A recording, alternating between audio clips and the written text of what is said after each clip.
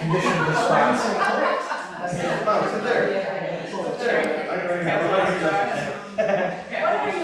Get in line.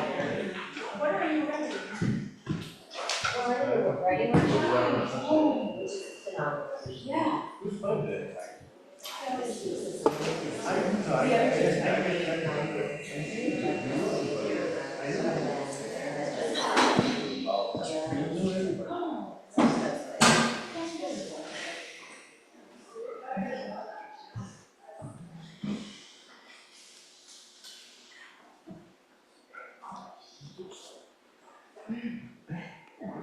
Okay.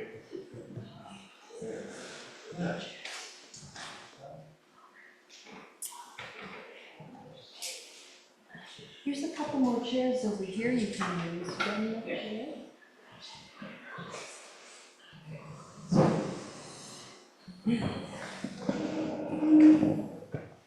Online, can you hear me okay? All right. Oh, hi Yuki. Online. And everybody in line. Who's that teacher you know, June? Huh?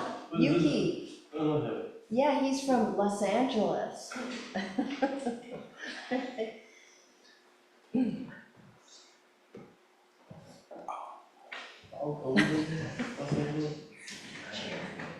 Yeah, there's a couple more chairs over here too. Hey, dude, I'll get you.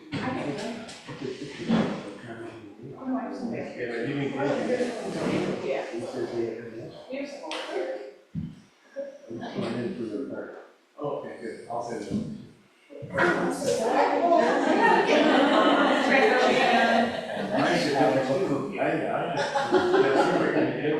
We're worried about the Are you sure?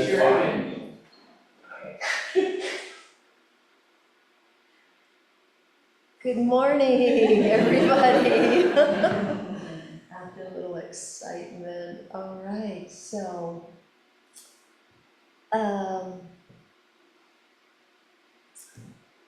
I use this book, The Roots of Goodness by Eihei Dogen Zenji, and commentary by Kosho Uchiyama Roshi, who's a Soto Zen priest in Japan, and translated by Daitsu Tom Wright, American.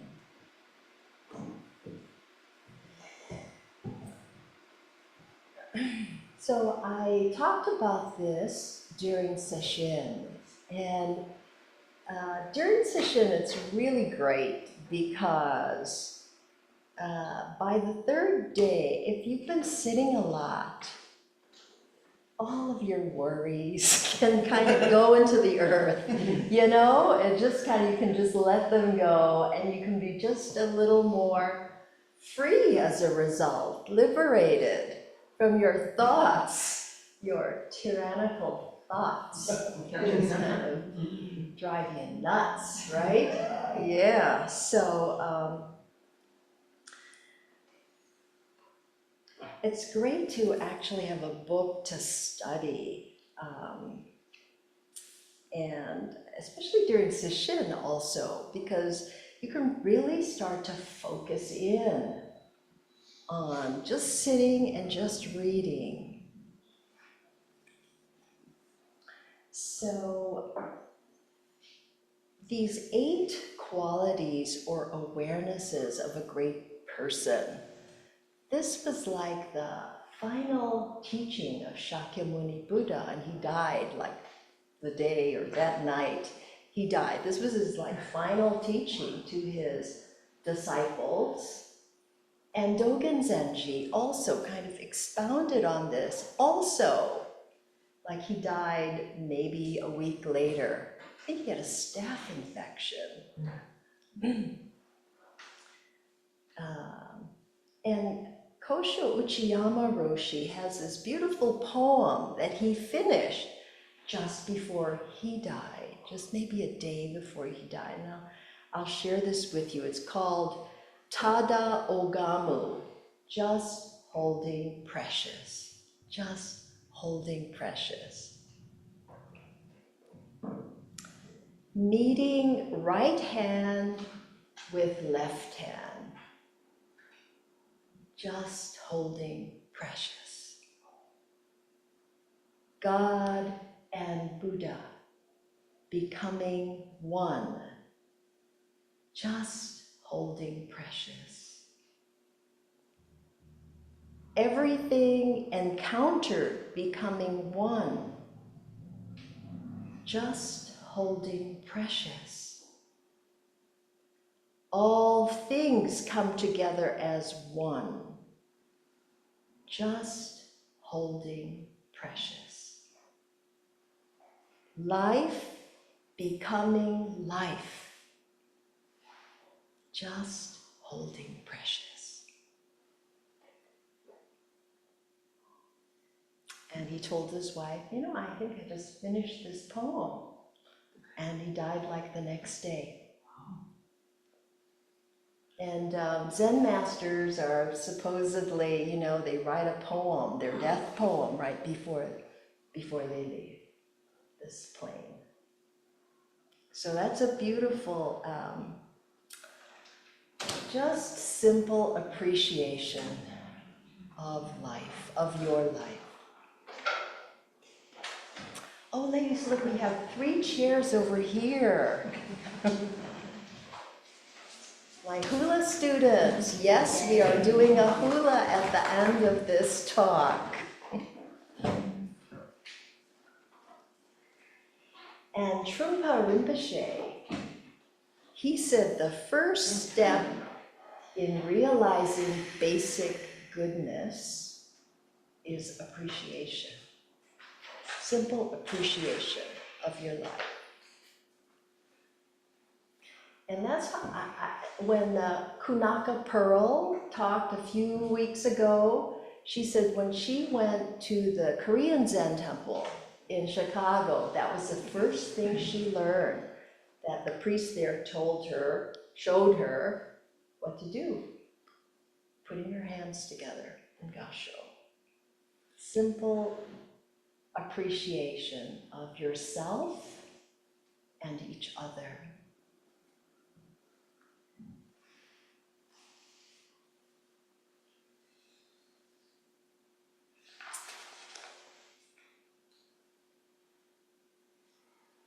So as usual, there's a lot of things going on.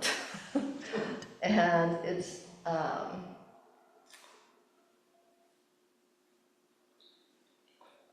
hard to keep your footing, right? It's hard. But this is our life, and I don't, I think for me, just keeping 2 feet on the ground and just remembering to be present is so important. And I love Dogen's quote in the Genjo Koan that we repeat, that we say every session.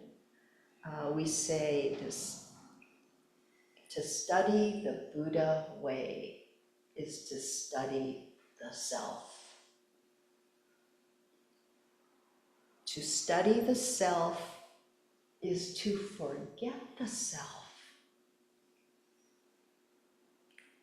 To forget the self is to be actualized by the 10,000, or by a myriad things, the 10,000 things. And when actualized by a myriad things, or the 10,000 things, your body and mind, as well as the bodies and minds of others, drop away. No trace of realization remains, and this no trace continues endlessly.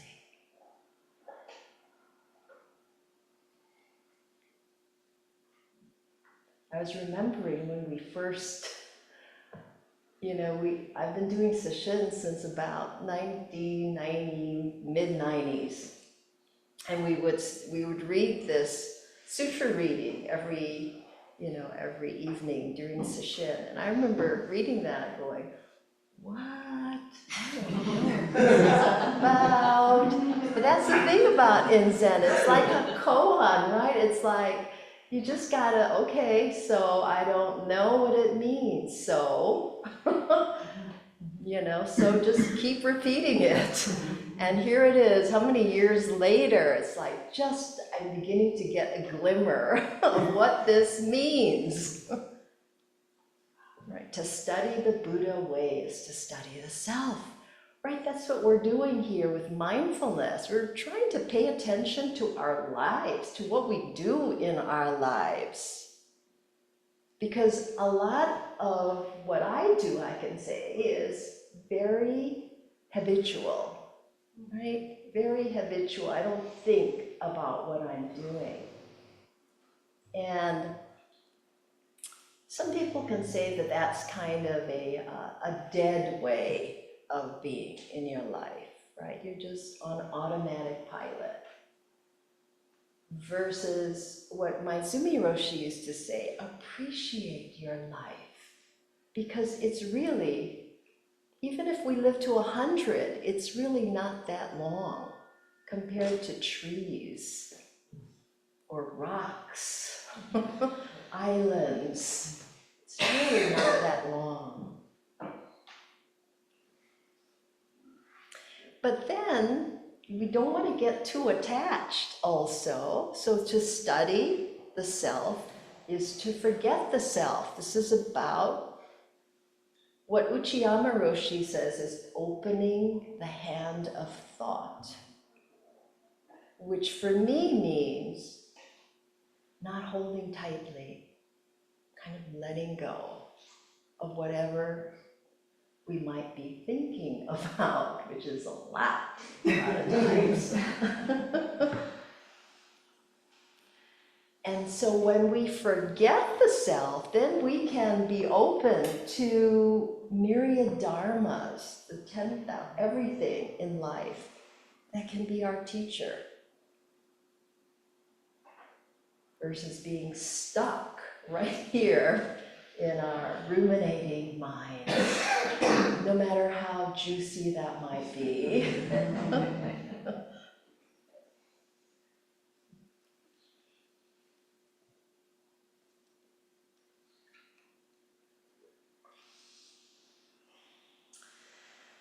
So I was thinking also about this teaching of Buddha nature,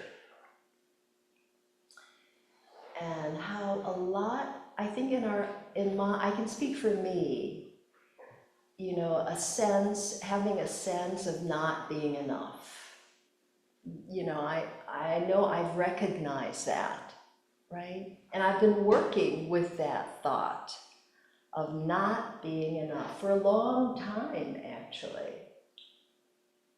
And being afraid of engaging in difficult conversations with people as a result, right? Just being afraid because you want to stay friends, but there's some things you have to say.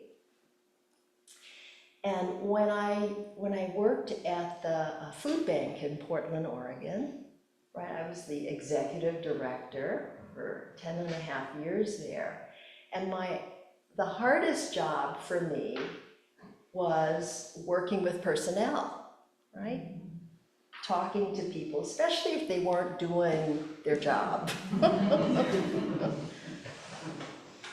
And I could notice this distinct discomfort and fear with addressing it with people. But that was my job, I needed to do it. And so Roshi just celebrated his 76th birthday yesterday. And we've known each other for 56 years now. We met in college. We didn't, it was like, okay, I'm only 19. I cannot get serious right now. So we went together for a year. And then, it's like, okay, I gotta just do my own thing. And he felt the same way. So we kind of went in our separate directions, right? And then about 10 years later, we reconnected. And we were having a long distance relationship. Which was good because I was living with someone else at the time.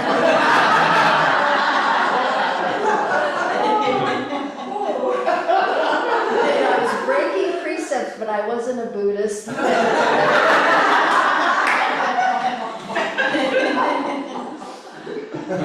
I hope you didn't hear that, did you?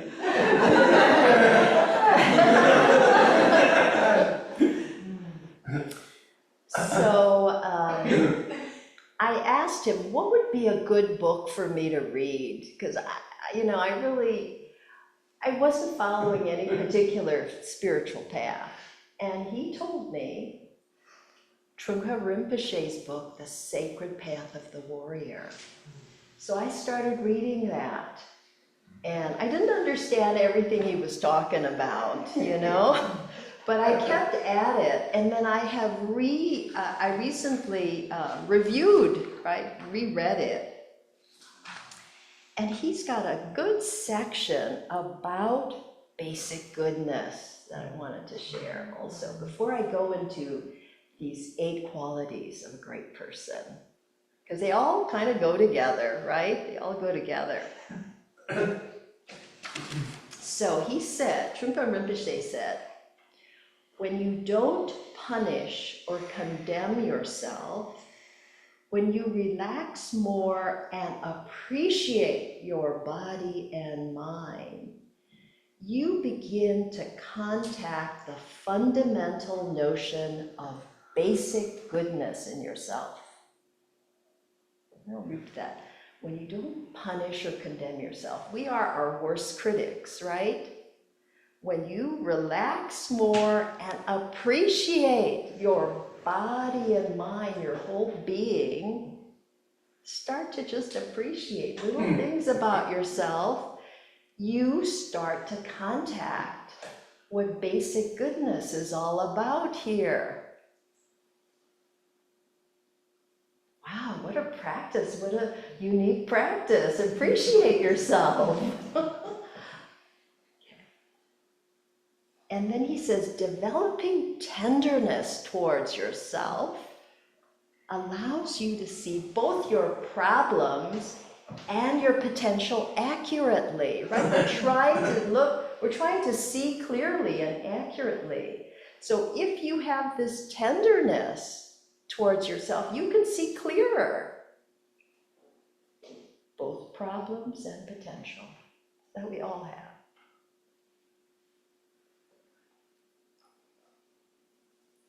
And he says, you don't feel that you have to ignore your problems or exaggerate your potential. You don't have to do that. You just see what's there. That kind of gentleness towards yourself and appreciation of yourself is very necessary. That kind of gentleness and appreciation towards yourself is very necessary.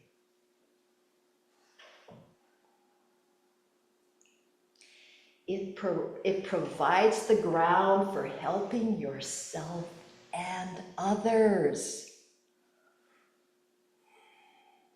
What a practice.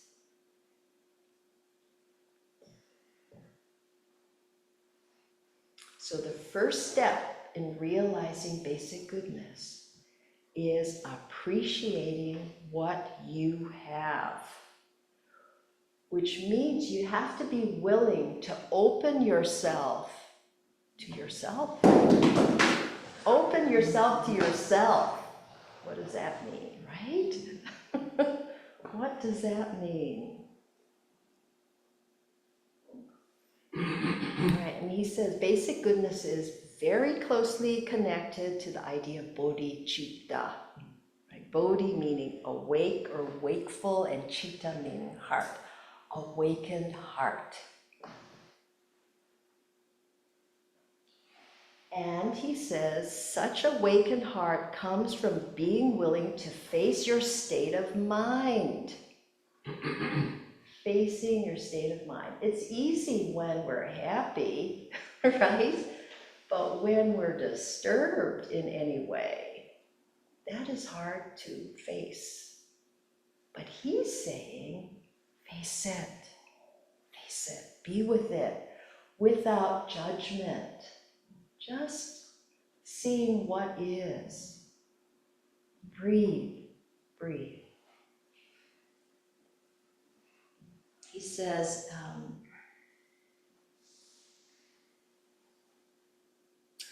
you should examine yourself and ask how many times you have tried to connect with your heart.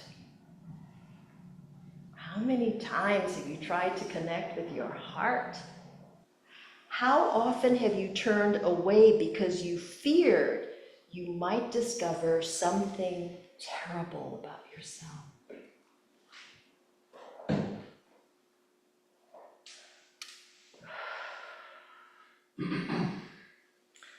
So Trungpa Rinpoche developed Shambhala, the Shambhala training, and that in that training, the discipline for developing gentleness towards yourself and appreciation of the world is the sitting practice, zazen.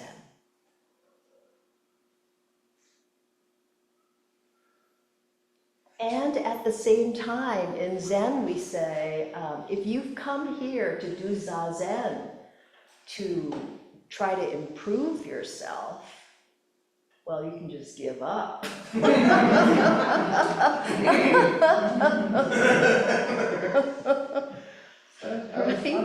I know, that is funny.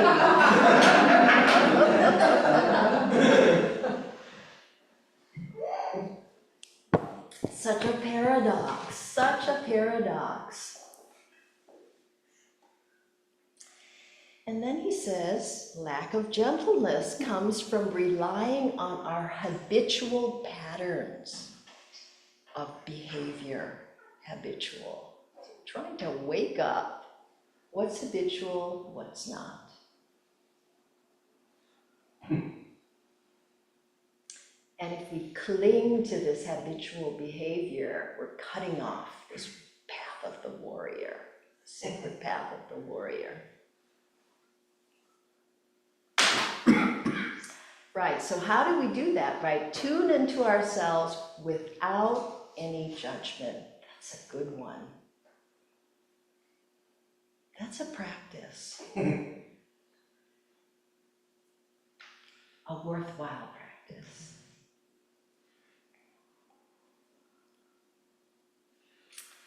Okay.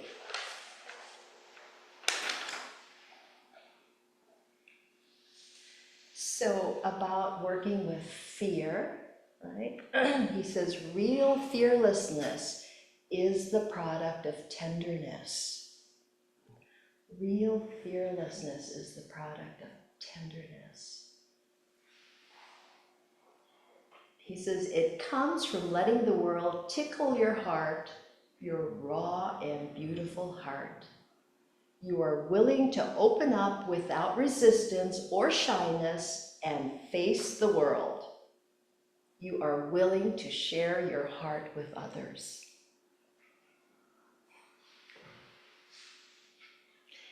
And finally, he says, in order to experience fearlessness, it is necessary to experience fear. You want to push it away. It's to say, no, you got to go through it. You got to be with it.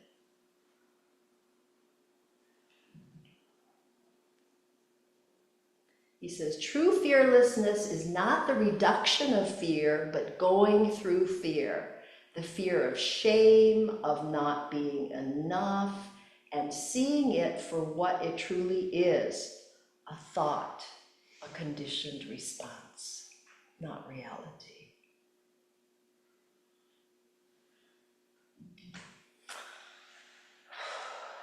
So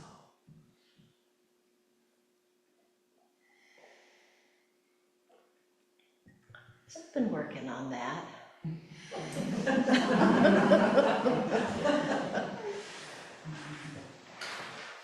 So, getting to this beautiful book, The Roots of Goodness by Eihei Dogen Zenji, commentary by Kosho Uchiyama Roshi, and translated by Tom Wright, Daitsu Tom Wright. So, again, these were the final teachings of the Buddha and of Dogen Zenji. Say 9 years ago, Julie and I went to visit Eiheiji in Japan, which is where Dogen ended up training at, being the abbot at Eiheiji. Beautiful place, beautiful. We had a great time walking the halls, you know, seeing those beautiful floors where the monks, you know, they run, right, with the claw. That's what I call Samu, okay? You know, they go up and down, these young monks, anyway. And I told a story that when we were there, there's one temple, they have a series of temples there in this compound, big, beautiful place. And that's where his relics are, Dogen Zenji's relics are. And there's a huge, big incense bowl right outside the temple, and Julia got there, and I was surprised. There were a couple of monks inside. They were cleaning, so we couldn't go inside. And they were kind of laughing, and I was like, they're laughing. It's like they're in this sacred place. What's going on in there? Yeah, they were just cleaning. They were just cleaning, and they're having a good time. So Julie and I offered incense, and we made our 3 vows, and it felt just really good to be there. There was a beautiful energy there, beautiful energy. So these are the 8 qualities, and I did type it out for you, so I've got it there for you. You can have it. So these 8 qualities are the same as the 6 practices of a bodhisattva. This just came first. So the first one is having few desires. Having few desires. This is a practice. Having few desires. And it says, not wildly chasing after the objects of one's desires. You know, dragged around by the cravings of our 5 senses. One whose heart acts with few desires is always at peace.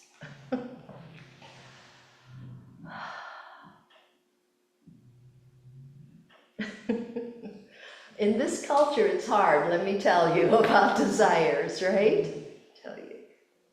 And the second is knowing one has enough. They're quite related. Knowing one has enough.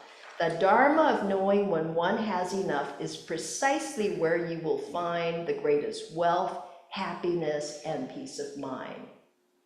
And one who doesn't know what is sufficient will never be at ease. And those 2 are related to the dana paramita, the paramita of generosity, a practice of a bodhisattva. And I think it is also very much related to knowing that you are enough, right? That Buddha nature practice. It's related, because if you don't think you're enough, you want things to fill you up, things to make you feel better. Yeah.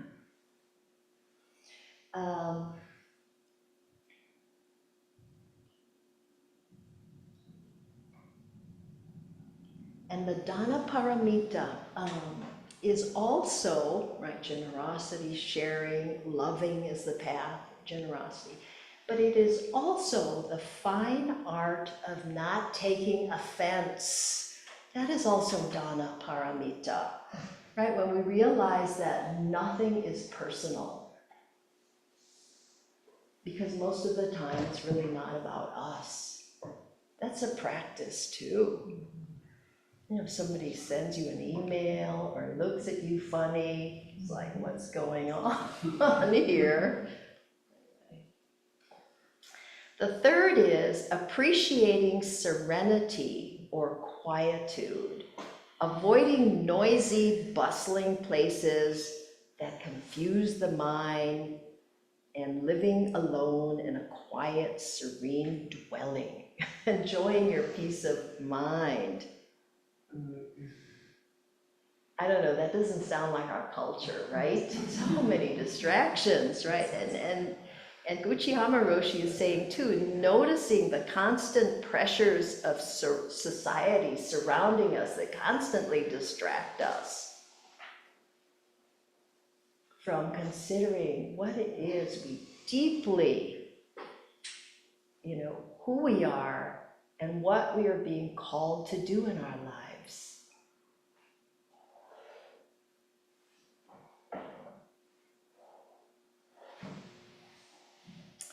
The fourth is making diligent effort. Gon Shojin, one of persevering. There's virya also. It's the energy, right, in the practice of a bodhisattva. In all matters, continually striving to carry out deeds that are true and wholesome is making diligent effort. As Buddha Dharma, to the extent that we make diligent effort, it must be without expectation of gain. That is, just throwing all our effort into whatever we are doing, but without concern as to the purpose.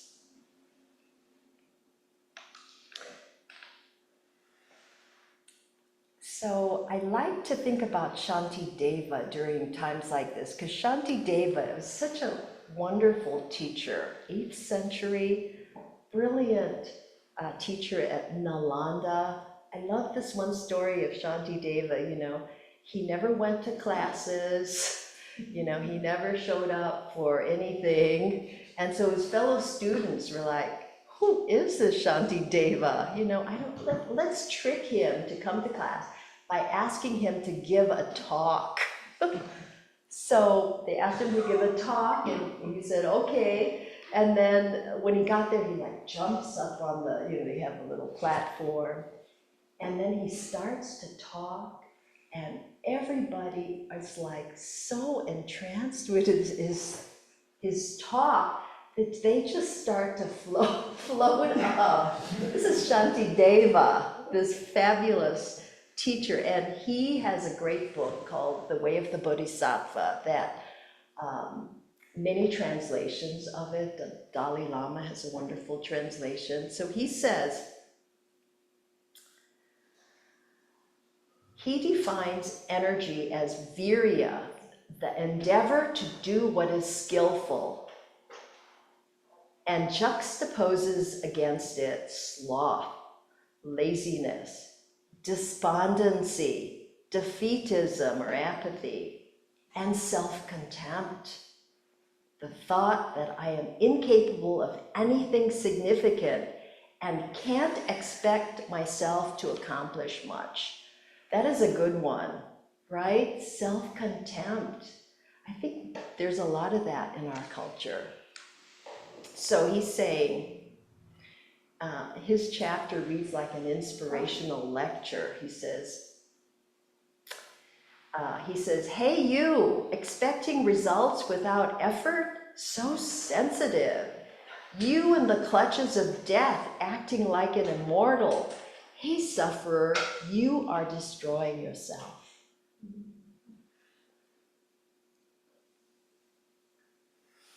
Making diligent effort. And for me, this also goes along the lines with the paramita on patience, Kashanti, one of my favorite paramitas because it's the hardest, I think, for me. Patience, tolerance, endurance, forbearance, constancy. And in Buddhism, it's something that we use whenever we come up against difficulty. So,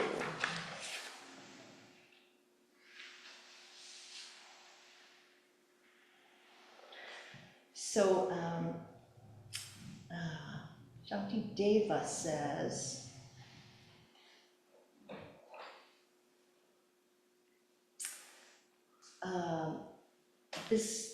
this habit of despair, you know, a lot of times we can be very despairing because of what's going on. And so he is mocking this destructive habit of despair in the face of hardship. He says, if there is a solution to your problem, then what is the point of dejection? What is the point of dejection if there is no solution? The text goes on, there is nothing desirable in the state of dejection. In other words, if you respond to difficulties primarily with depression and lamentation, with feelings of dejection or claims of unfair victimization, you will simply be wasting your time and deepening the wound. For if something can now be done about the problem, get busy, do something constructive. And if this happens to be an unavoidable situation, one completely beyond your control, there is still no point in wallowing in dejection. Find some path of human well-being that you can control and get back into the movement of life. I was practicing this during COVID, right? Everybody was pretty upset. And I was like, okay, well, I've got some time now. Let's make masks, you know? And so we started sewing up a whole bunch of masks. So he's saying overindulgence in loss just brings up more loss.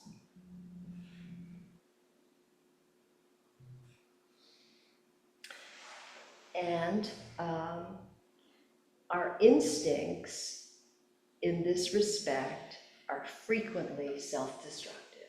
So we just have to catch ourselves. That's why we practice being alert to whatever's going on in our mind. All right, number 5, not losing sight of true Dharma. What, and Dharma here means the true reality of life. What is the true reality of our life?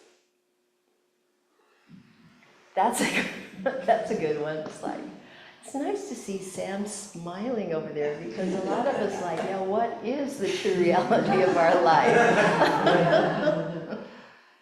Right, and what is it, right? It's not just this small self that we are so wound up about. It's not just that.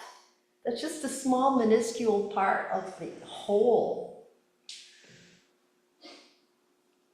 How much we are so interconnected and how, right, we're part of the whole. We're not different parts, we're just the whole. The whole is in us, we're the whole. So not losing sight of that. And the 6 is concentrating on settling in dhyana. Dhyana, meaning meditation, right? It's practicing dhyana samadhi, zazen, to help settle our confusion.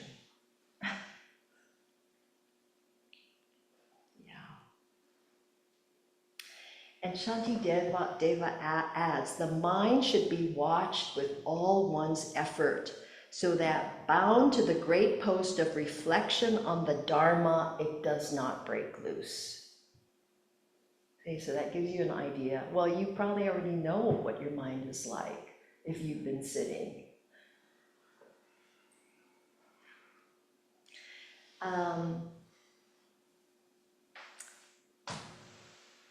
And it's not easy. It is definitely, changing the way you think is not easy, as we all know. Changing habits, we know this in hula. If we've been practicing one way, a certain step, and then we're said, oops, we have to change now. It takes tremendous effort to change, right? You gotta really be mindful. So it's great practice. And change, and meditation was considered to be the most effective antidote.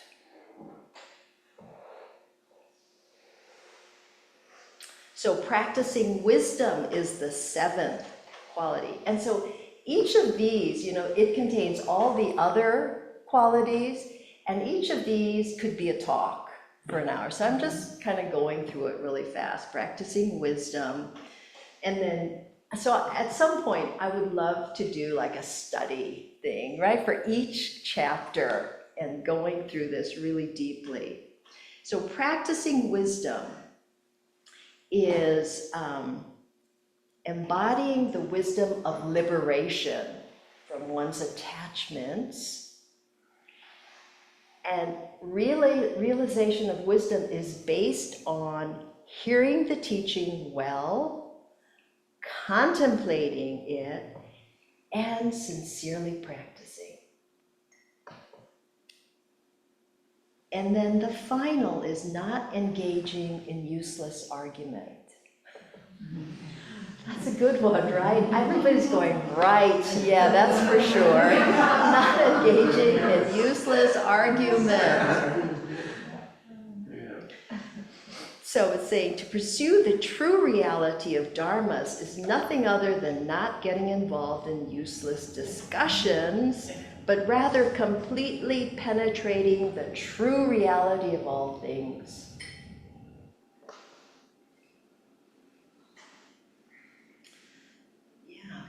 Completely penetrating the true reality of all things.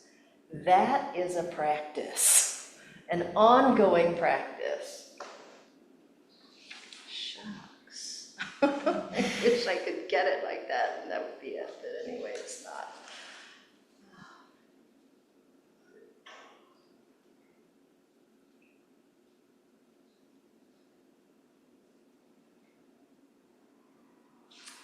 So Uchiyama Roshi closes with this. These 8 qualities of a great person are 8 aspects of Dharma. Since our practice is one of putting this Dharma, the reality of life, to work in our day-to-day life, our practice is limitless and infinite.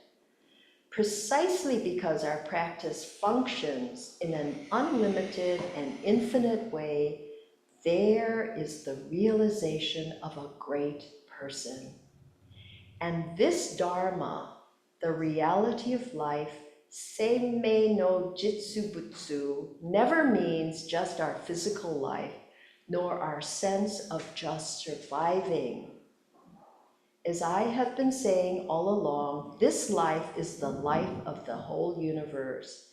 It is the life including of all realms and of all sentient beings, always aiming at the true reality of life and practicing it are what is most important for us as practitioners of Buddha Dharma, the true reality of life.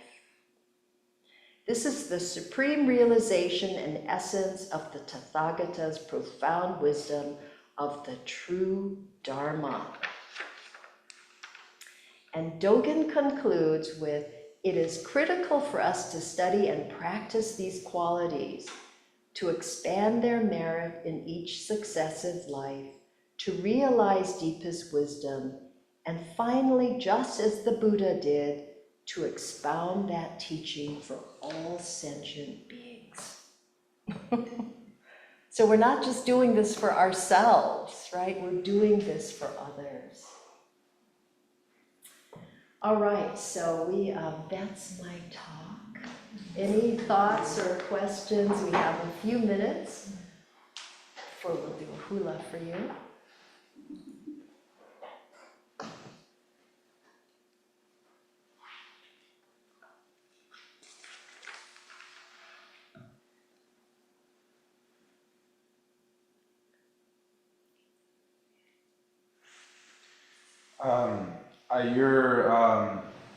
Earlier in the talk you mentioned about, I think it's like your mind being like a hand, closed hand, and that it's better to open your mind to things, and it made me think about the dangers of assumptions, and I'm wrong all the time, like about lots of stuff, but I'm very happy to say that. But I'm probably most wrong about people.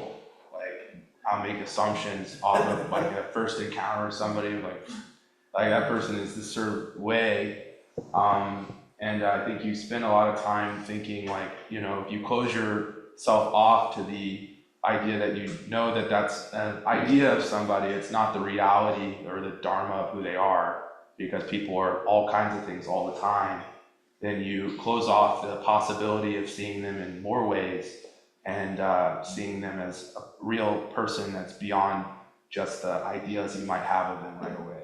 Or even as you get to know them, you say like, oh, that person would never do this, and you have no idea until you ask them. Right. But yeah. Right, so those are just thoughts, right? It's not really reality. Mm-hmm. So Uchiyama Roshi says, when you open the hand of thought, you don't have to do everything that you think about, or believe everything that you think about.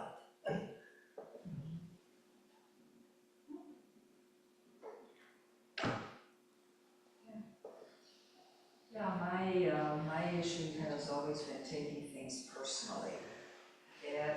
I've struggled with that for a long time. So much of what you talked about really resonated with me today, June. Thank you. Yeah, you're not the only one, Karen, so, right. So how do we see our Buddha nature so that we don't have to take things personally? Really don't have to. It's just a conditioned, habitual response. Oh, I Gwen. just want to say hi, and your name again? My name is Gwen. I'm Sam. Yeah. Sam. I had a lot of experience with what you were talking about. I used to do that quite a bit, prejudge or mind reading, and I discovered it was part of a body of knowledge called cognitive distortions. Oh, Yeah, so I grew up kind of with that, and I had to weed them out of my life, so it must be more common than I probably thought. It is very common. Yes, I'm an argumentative person, so I'm trying to be better about arguments. Trying to be better about being right. But what really, one thing that struck me was the thing about forgetting the self. Because if you think, there's a lot of Baptist Christians in the background, and if you think about self-denial, and I've known so many people who are self-denying, and they're doing this for you, and you're not going to forget that they're doing it for you. And certain people, I used to say, oh, they're in major martyr mode here, and that seems so ungentle. It seems so ungentle to what their practice, and it seems so ungentle to other people, and yet that seems like such a dominant model in our culture. And so forgetting yourself isn't like wild abandonment. I was dancing until I forgot myself, and it's more like looking outward and seeing what's needed, I guess. I don't know, I'm still working on this. But it's interesting to me how different it is.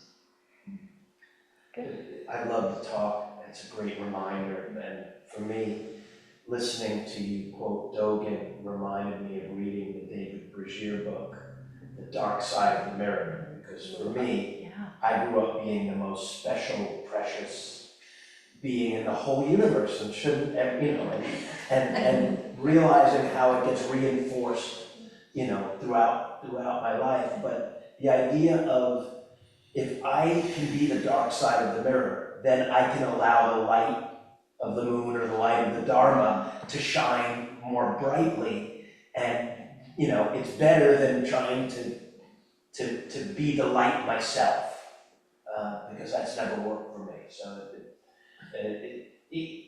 Dogen is definitely like scotch. It's an acquired taste over time.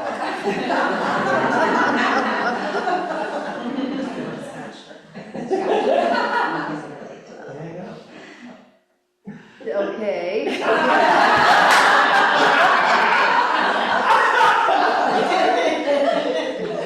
Thank you for the validation.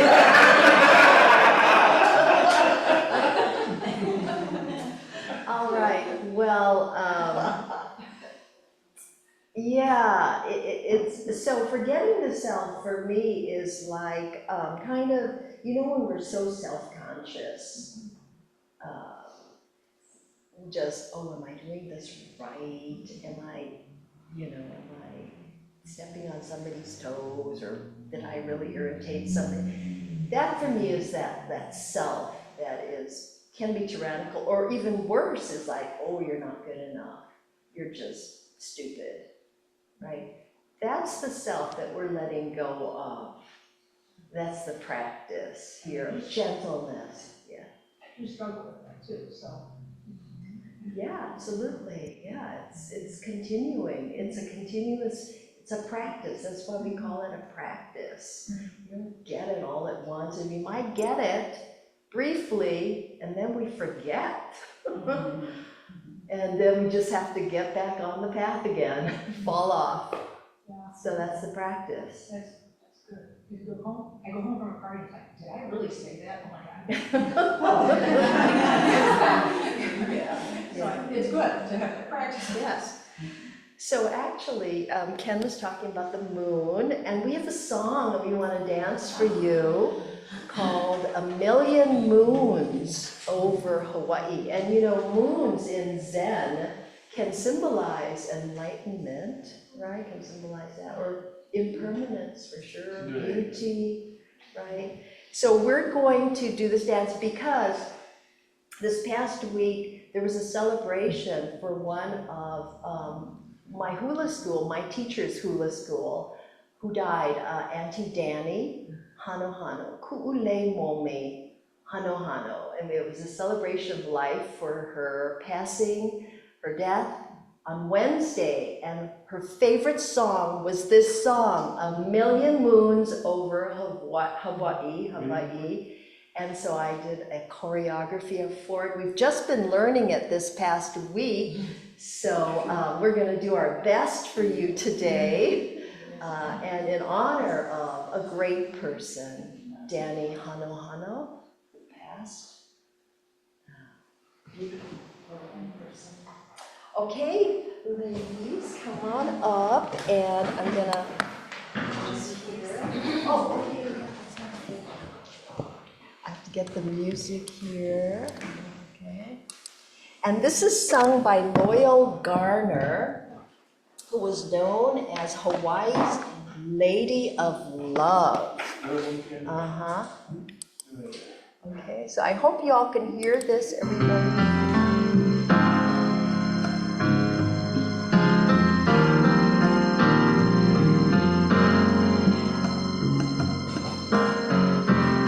A million moons over Hawaii.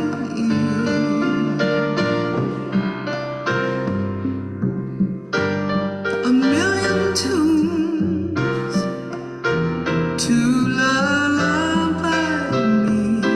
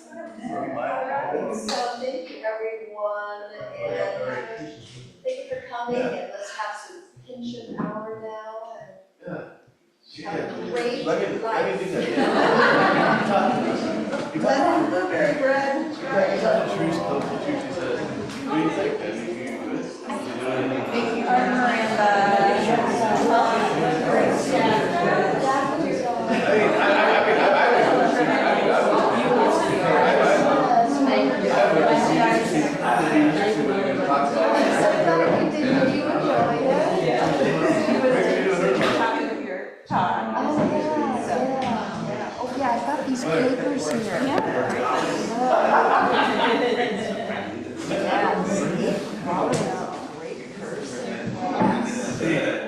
That's